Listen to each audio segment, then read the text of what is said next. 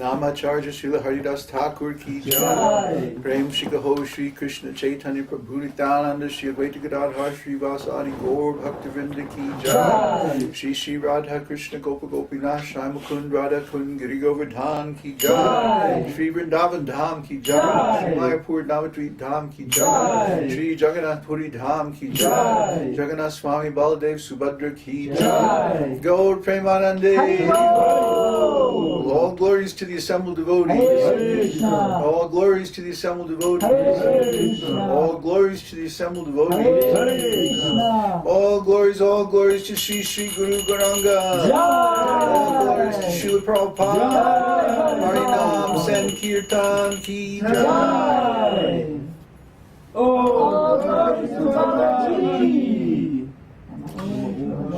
Krishna Padaya Krishna Prasthaya Bhutale Shmati Bhaktivedanta Swami Janati Namaste Saraswati Deva Gauravani Pacharni Shesha Shri Paschatya Deshatarni.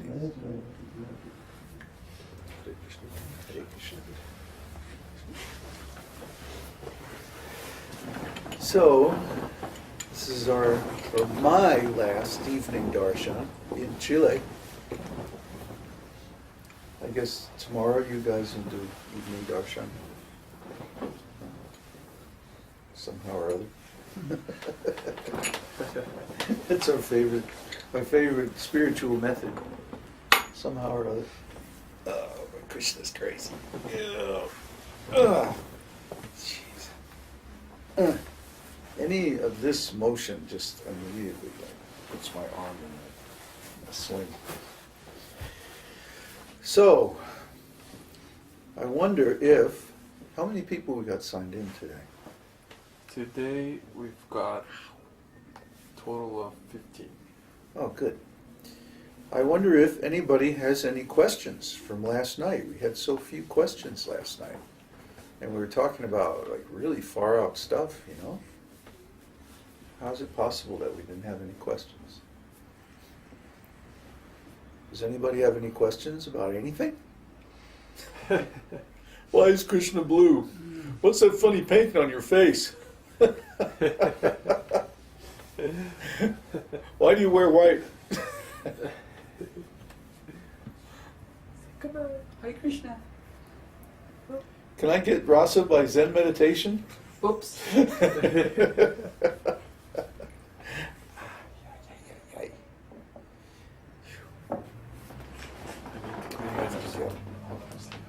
What's that? I need to clean my nose. Oops, Oh. it got locked. The other one. Well, I guess we can't have any questions. Uddhava has to clean his nose. Would you see if there's any questions? I'm going to check.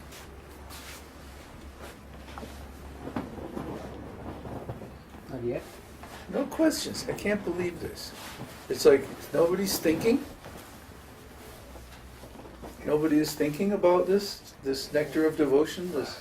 Yes, I am. All I this have stuff? a question actually. He has a question. Okay. Remember, You mentioned that when you were reading the Nectar of Devotion, that all the qualities in Krishna, up to 60 qualities, we can have them too in minute. Up to 50. Up First to 50. Yes. Yeah. And what I was wondering, you also mentioned that when we remove all our material contamination, and we will find out what our real qualities are. And now this is the tricky part, because we already contain those 50, and now how is it possible that we have, like, what's the difference between those 50 and... Oh, don't get all hung up on numbers and stuff. Oh, okay. All right. Śrīla Rūpa Gosvāmī, he wants to make the point that the jivas can possess up to 74% of the qualities of the Supreme in some small amount. This means definitely that the jivas are emanated by the Supreme. Otherwise, how could we possess those qualities? Where would we get them? Because we see in the material world that, like I was explaining last night, even if a person has so-called good qualities, they're actually bad, because they lead them away from devotional service, and more entangled in material life. So, on the other hand, a person who has bad qualities, so-called bad qualities, if they can somehow or other, here's that word again, engage them in the service of the Lord, then those qualities become good. Okay. So, when I was talking about a jiva's unique personal qualities, I mean the type of things that make you the person you are. Your taste, for example. Your taste. You know? Like, some people like modern abstract art, some people like old masters, some people like photography more than painting, some people like sculptures, some people like, different things. And they say there's no accounting for taste. In other words, there's no test that you can give a person when they're 7 years old that's going to tell you what kind of art they're going to like when they grow up. That's a matter of a personal, their own personal judgment, their own likes and dislikes. Okay? So there are many qualities that we have like that. The particular kind of food that we like, for example. Some people like I like very hot, very spicy food. Other people, they can't take that. And I like jazz music. I like it. If it doesn't have more than 10 or 12 chords in it, it's boring to me. Whereas some people, if it has more than 3 chords, it's like, oh, yeah, too complicated. It's just a matter of taste. And these tastes, of course, they reflect different modes of material nature and stuff like that. But that's not what I'm getting into right now. What I'm talking about right now is that the individual living being has a particular kind of taste in his relationship with Kṛṣṇa. And that taste, for example, here's a good example. The left-wing gopis and the right-wing gopis. We were talking about that earlier today. The right-wing gopis are headed by Chandravali, and they're very submissive to Kṛṣṇa. They're like, Kṛṣṇa, whatever you want. We don't care. You treat us like dolls or whatever you want to do. But then the left-wing gopis, headed by Srimati Radharani, their mood is completely different. Their mood is, Kṛṣṇa, you better treat Radha well, or you're going to be in the doghouse. You're not going to get any. You won't even get to see Radha if you don't respect her. You have to pay your obeisances to her right now, Queen of Vrindavan. Yeah. Lalita especially.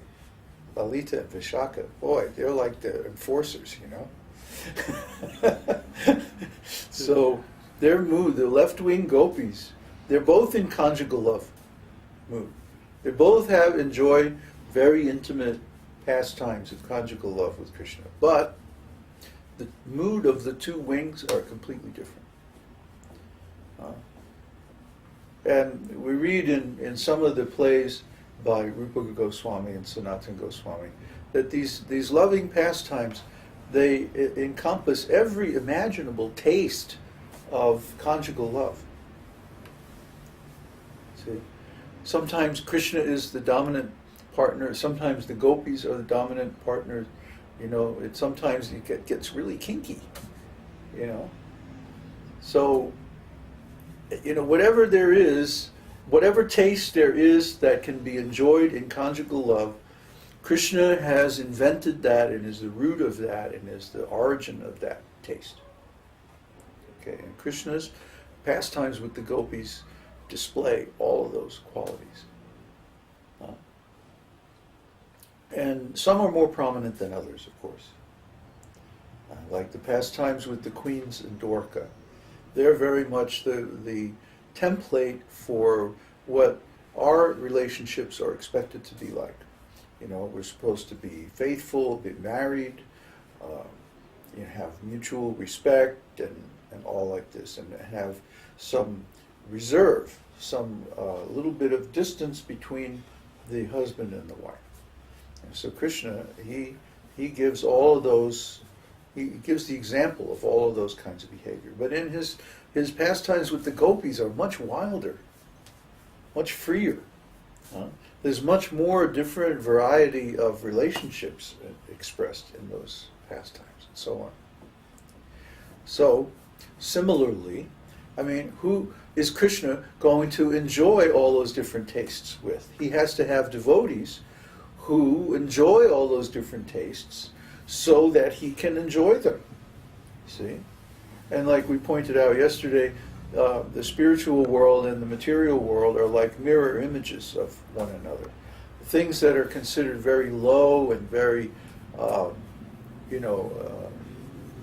nasty or whatever in the material world, like having affairs with unmarried ladies or other people's wives or like that. In the spiritual world, they're considered the highest. See, even though these things in the material world lead to degradation,